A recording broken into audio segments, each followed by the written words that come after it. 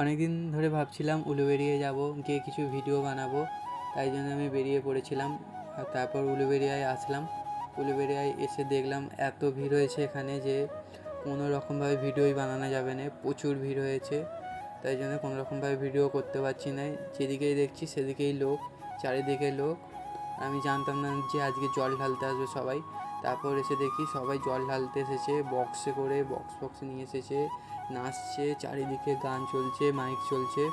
তাই জন্য আমি ভিডিও বানাতে পারলাম না কোনো রকম, তাই একটা ব্লগ ভিডিও বানিয়ে নিলাম। চারিদিকে আমি ঘুরে নিলাম, এদিকে যেদিকেই যাচ্ছি সেদিকেই মানে লোক চারিদিকেই। আর তাই জন্য আমার মনটাও খারাপ হয়ে গেল। আসলাম অনেক দূর থেকে, তার জন্য ভিডিও বানাবো বলে আর ভিডিও বানানো হলো না। আবার আমাকে একদিন আসতে হবে ভিডিও বানাবার জন্য। এখানে কিছু ভালো প্লেস আছে ভিডিও বানাবার জন্য, তাই জন্য আমি আসছিলাম।